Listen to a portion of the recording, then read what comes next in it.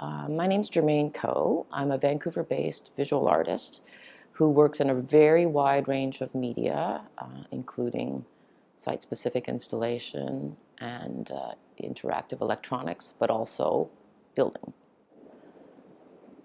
So with this exhibition, we're trying to ask, what other forms of housing can you imagine? I want to call it the centerpiece, even though it's off-site, is a new tiny house on wheels that I've built called Lulu Living, and that's a 160 square foot wood frame structure. So it's built like a standard North American house, except that it's built on a flatbed trailer. That's sitting outside the cultural center, and Lulu Living is meant to be a complete dwelling unit, self-contained. So it's got a convertible sofa bed, a kitchen that's probably larger than a lot of people's apartments, a bathroom with a composting toilet and a shower. So it's a small, complete house on its own that can either be set up off-grid or else can be attached to standard city services, like with a garden hose and piped into the city sewer. When I was thinking about making a piece specifically for this exhibition in Richmond, I gave some thought to what forms of housing were particular to Richmond, to the area as a whole, but Richmond specifically. And I know that there were these long traditions of people living in not necessarily mobile, but definitely unfixed sort of ways. The people living in Finn Slough, all of the people living on float homes, and also the big presence of shipping and trade as a feature of the area. So I thought it was appropriate to turn to the form of what's now become the typical form of a tiny house on wheels, but that did seem appropriate for the area, given that there's this long history of people in kind of temporary housing. I designed it so that it resembled, at least on three sides of it, a shipping container. So that's quite deliberate. And then the entranceway gives way to a much more refined entranceway with fir siding and so on. So the form is, the shape of it is not unlike the typical gabled house that you see as in the old workers' housing. But really it's that notion of being unmoored and unfixed and somewhat mobile that was really the thing that seemed appropriate for Richmond. I mean, now we have now this area is known for these mega mansions on agricultural land, but really the historical traditions of housing in Richmond have been have been forms of housing that have been not large and that have been intended to house workers and so on. So I really wanted to, and then of course the First Nations had seasonal camps, and so their housing was always was also seasonal and temporary. So I really wanted to pay tribute to those longer-standing traditions of housing in the area. The poster exhibition, the exhibition within an exhibition of architectural panels featuring a variety of builders and activists and designers that are all working in the realm of new forms of housing.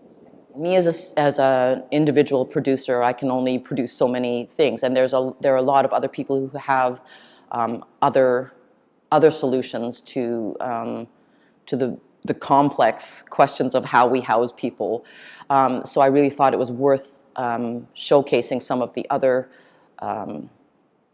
people. I'm not interested in having all of the limelight for myself. For me, it's more about getting the issues out there and some other possible solutions out there into the public consciousness and to contribute to the public discourse in that way. Another work that's in the exhibition is called Hms Buthey, And that is a portable aluminum structure that resembles a phone booth. And it's made to be convertible so that the panels on the outsides of it can be switched out so that it can be used for various purposes, ranging from a space for meeting and gathering, a place for exchange, like a small service kiosk, or it can be completely closed in and used as a display space. So it's trying to recall that form of the phone booth that we think of as being like a place where exchanges and connections happen and transformations happen and so on.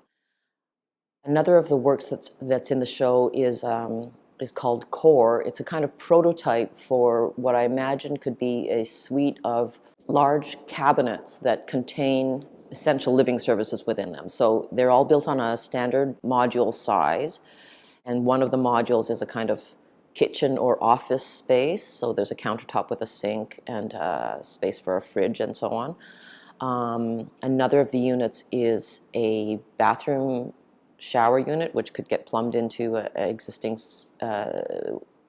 plumbing services.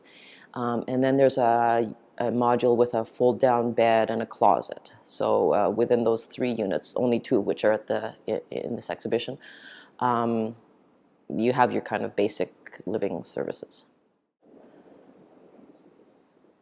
The 4th structure by me that's included in the exhibition is called Cart to Go, and it was a small structure that was built kind of as an exercise in what one could build with zero budget. So it's built completely out of recuperated and surplus construction materials, just scraps of wood, pieces of wood, scraps of roofing that were left over from other construction projects. And so it has been built on casters so that it's movable, and built as a kind of service kiosk with a large flap that opens up. This piece was built within one of the spaces on the UBC campus, and it's been given to the UBC students for their use. So it's I like the fact that it's a piece that has a continued life. So a really important part of the Homemade Home project, which is kind of built into the title of that project, is the notion of doing it yourself, of a kind of homemade solution, of taking the initiative when there's a solution to be solved, to do it yourself. And a good part of what I'm trying to do with this project as a whole is to remind people and maybe show people that doing it yourself is in fact still a possibility when it comes to housing. So in that way it ties to things like the maker movement, which is a kind of social movement that is trying to remind us or reconnect us with the possibility and the, I want to say, great satisfaction of actually making things and being connected to the things that we use, taking responsibility for the things around us, fixing things that get broken, building the things that we use, and all of those really powerful kinds of actions that end up being actions about self-determination and freedom, I want to say, and asserting one's own abilities to do things. Why is this in an art gallery? Well, to me, my understanding of my job as an artist is not about creating beautiful objects, but about putting new and challenging ideas, or new and possibly challenging ideas, out into the public realm, right? So, I think of this work as being, a furthering of a whole cultural discussion around how we exist as a community, as a collective. how we behave towards each other. It's really caught up in much larger questions than the specifics of what these things look like, or what appliances have been included in these structures. That's not the important question. The important question is, how the important and large questions are how we conceive of ourselves as a community, what kind of space we can make for each other, how we want to deploy our common spaces, how our cities should be shaped. So hopefully these objects are simply opening on to these larger conversations.